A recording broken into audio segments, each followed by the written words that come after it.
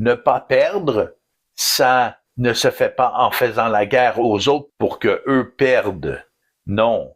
Ne pas perdre, ça se fait par un savoir très juste de la valeur de ce qui est offert par l'un et par l'autre.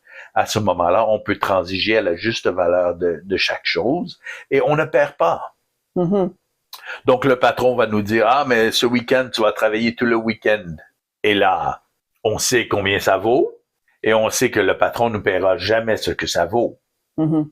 Alors, sachant ceci, par exemple, on va le dire au patron, on va dire, oui, mais cette fois-ci, je dois être payé à la hauteur de ce que ça vaut.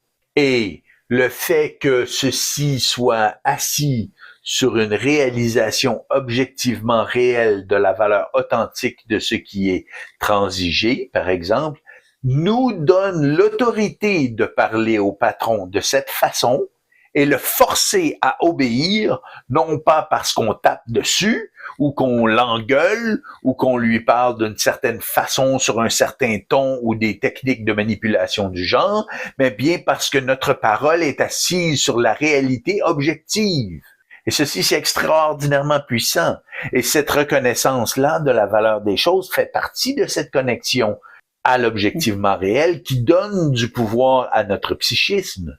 Il ne donne pas du pouvoir à notre psychisme en termes de domination et de Mhm. mise en esclavage. Il donne du pouvoir à notre psychisme en relation à une réalité, donc à une prise de conscience. Et ceci, c'est très puissant.